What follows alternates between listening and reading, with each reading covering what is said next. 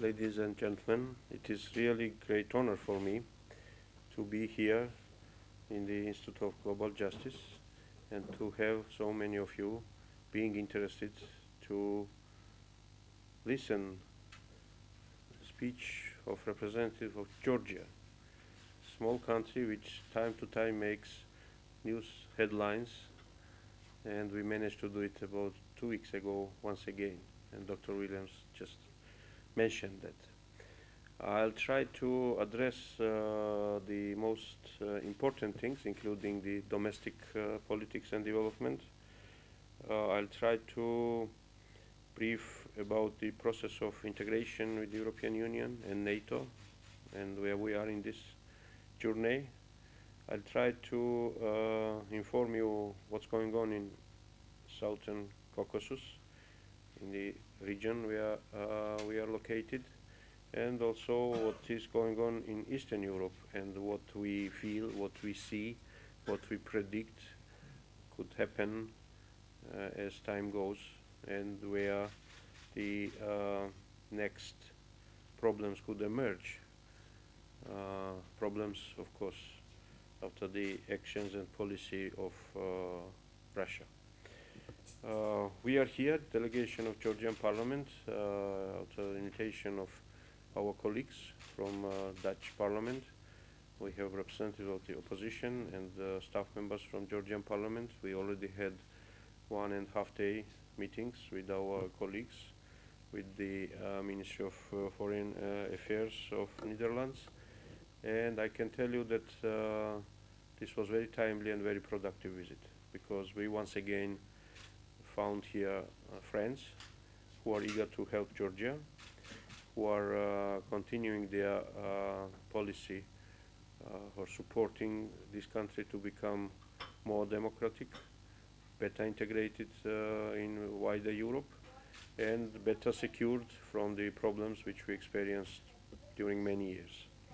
At the same time, there are issues and problems which remain, and we all need to find answers on that. I'll start with the internal situation inside Georgia. Many of you are aware that exactly 2 years ago, some unexpected change happened in my country when President Saakashvili and his political team were defeated during the parliamentary elections, and completely new people, hardly known to our Western friends, came to the power. This process was accompanied with huge question mark. What is going on and who is coming to the power? Because first reaction was, and first expectation was, that probably pro-Western government, led by Mr. Saakashvili, is defeated by pro-Russian forces. That was not the case. And I believe 2 years were enough for everybody to be convinced that that was not the case. The people who formed Georgian Dream Coalition and who were winners of the parliamentary elections, in most of the cases, are the politicians who were very close allies to President Saakashvili and his team before and after Rose Revolution in 2003.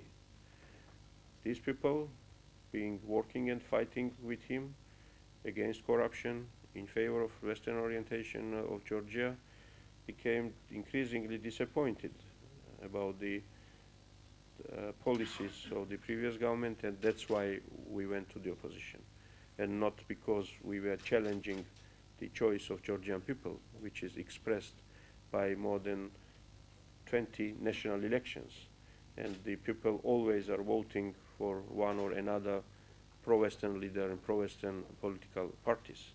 And pro-Russian politicians would attract up to 10% of votes in best case scenario. So this is the reality. And when we are asked, when we were asked, are we pro-Western or who we are? Yeah, we are. And I was joking even that I myself, as it was mentioned, being one of the pro-Westerners. The reason is that I was born and raised in eastern part of Georgia. So for me, Georgia means west. I'm pro-Westerner even in that sense. nothing to say about the Europe and European values, which have been basics of the national identity of my country, my people. And there is even no question mark. Do we have choice? Should we think if there is any other choice or opportunity for the country, for the people? No. We are raised on these values, not only my generation, but my father's generation, my grandfather's generation, and Georgian literature, Georgian culture, Georgian, and so everything, including Christian religion, being state religion since 329 from the 4th century. Our cooperation or our interaction with the Western civilization, European civilization, is something given, is constant. Therefore, the question is whether we are able to find the shortest and most effective way of coming back to Europe, or we are meeting some obstacles internally and internationally. That's what differs political spectrum from each other in Georgia.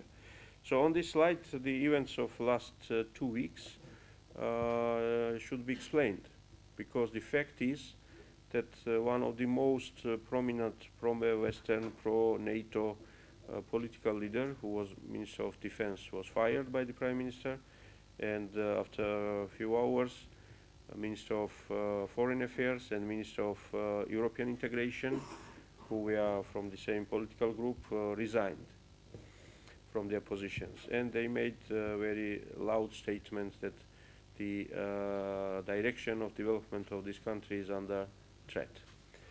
My personal reaction immediately was that this was exaggeration of the situation, and the later events proved that, because very soon, very same people and leaders admitted that the statement was probably too harsh, too emotional.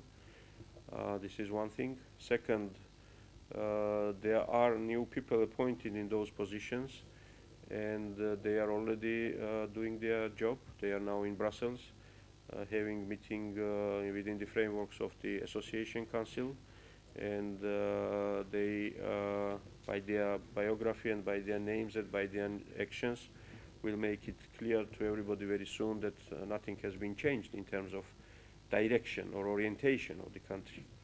But that does not mean that we did not receive unnecessary damage, because when such experienced people are leaving the government, which was followed by departure of the faction of Free Democrats Party from majority in the parliament, of course this was damage, because the Georgian Dream coalition formed by former Prime Minister Ivanishvili originally was built on 2 parties and the one leader being Mr. Ivanishvili, and he invited Free Democrats and Republican Party, which I belong, as strategic partners.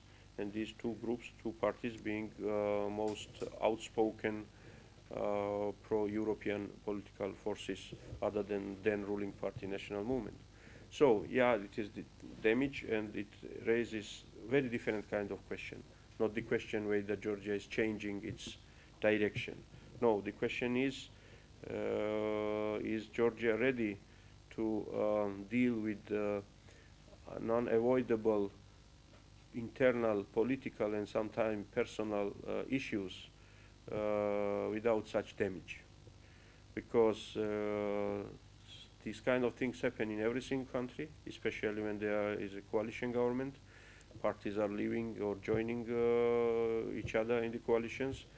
But Georgia probably at the moment does not have that luxury to make such events which could bring the country to the edge of the crisis.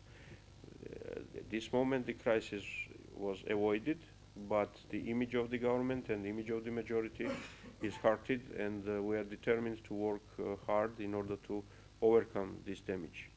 We of course lost time, because in our situation every day counts a lot, and these several weeks will be necessary to bring everybody on the same page and then continue our job in many different directions. So that's one thing what happened. But in the same days, by coincidence, main opposition party, former ruling party UNM, organized a demonstration rally in the city, and I'm feeling that some observers from the outside thought that these things are somehow connected to each other. No, they are not connected. This party has planned this demonstration long time ago, before the issues happened within the government. And the main slogan of the rally was "No to annexation." This is the issue which is now bothering every single Georgian citizen, no matter which party they belong. And this is the issue which was once again included in top of our political agenda because of the recent move of Russia, who about 1.5 months ago offered integration treaty to Abkhazian de facto government.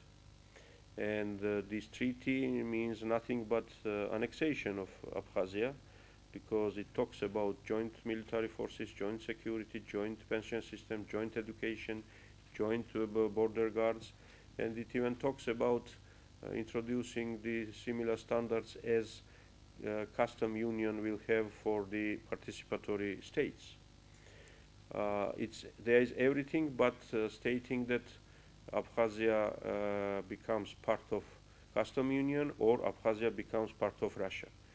There's no such statements, but meaning is the same. Why Abkhazia is not invited as part of the custom union? Because the other members, Kazakhstan, Belarus, and Armenia would not agree on that, because that would mean their recognition of Abkhazian independence, which is recognized by Russia, Venezuela, and 2 other island countries in the world only. So there was no such option to invite Abkhazia as part of custom union states. On the other hand, repeating the Crimea scenario in Abkhazia is not an option as well, because the composition of the population now in Abkhazia is very different, because there are Abkhazian people who really want independence, and they don't want to become part of Russia, so they would resist such plans.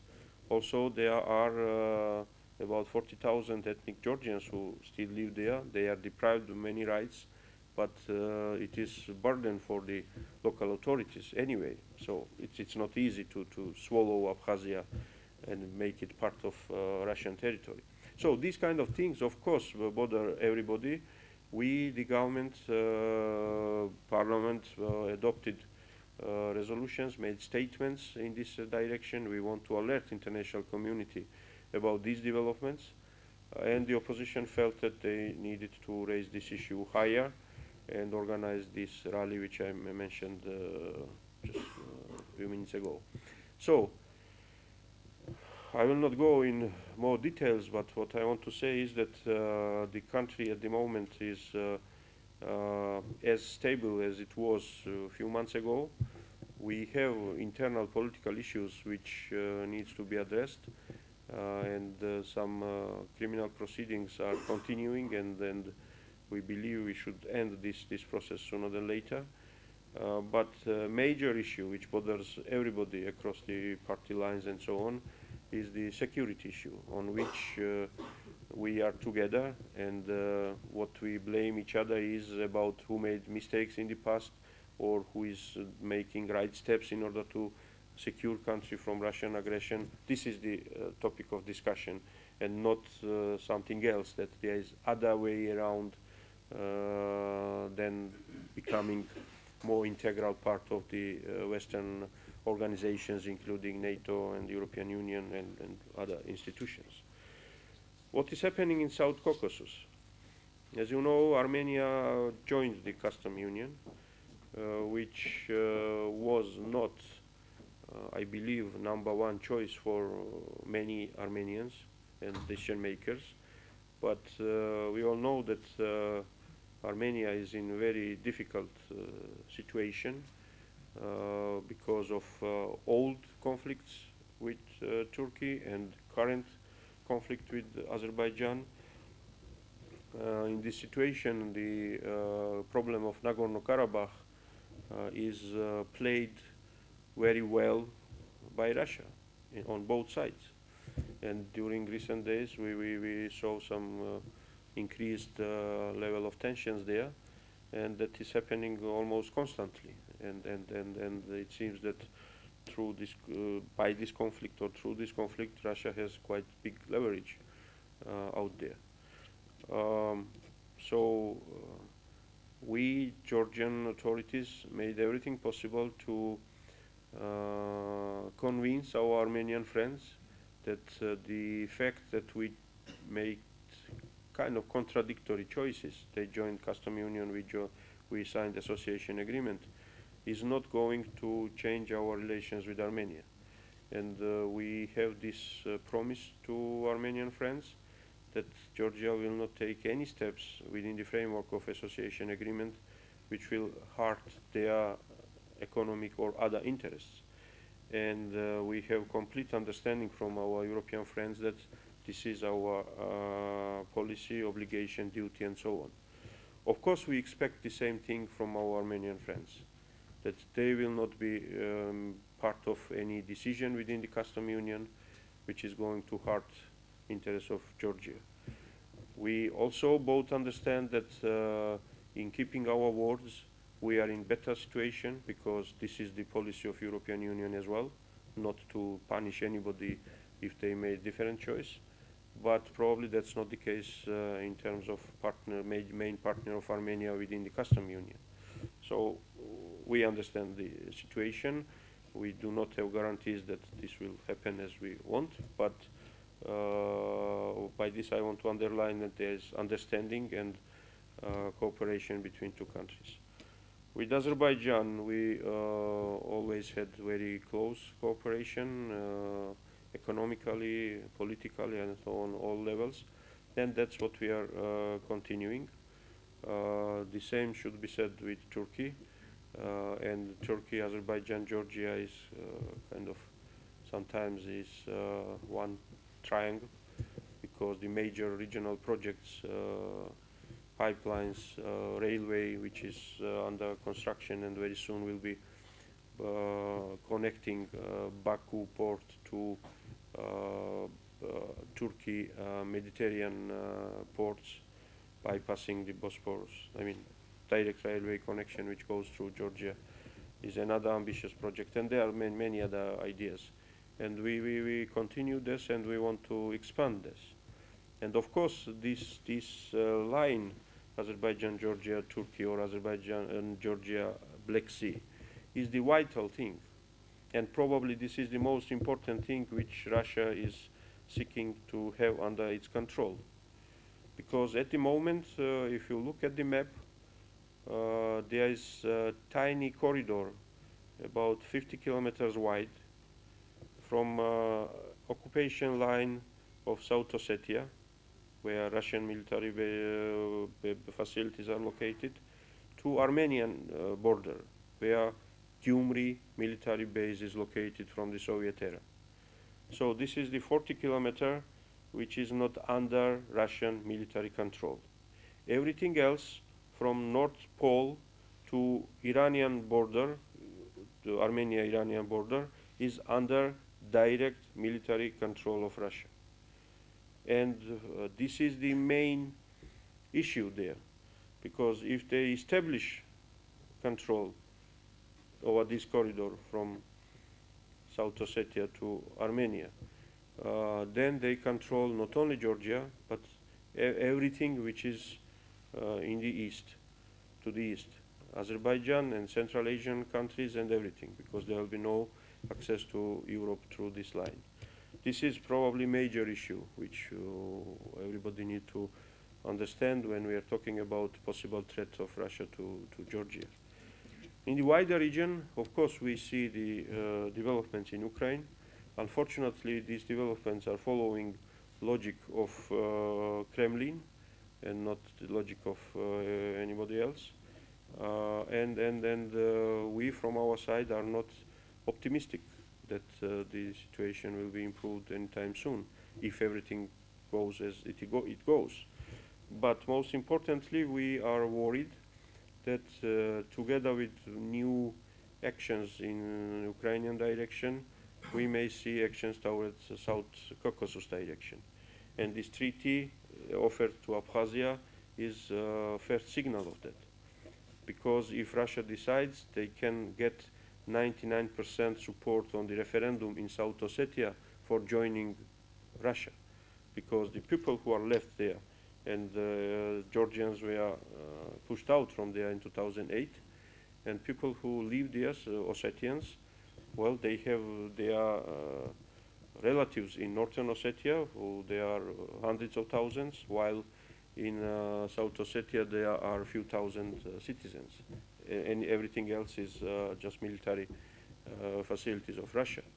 So we could see this kind of development as well, or many others. I don't want to speculate too much what Russia could do, but this is our main message to our friends.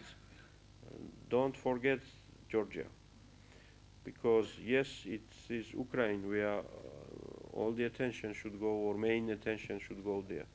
But we should consider Georgia's direction as part of this bigger problem. It's not just isolated things which do not have connection to each other, just vice versa.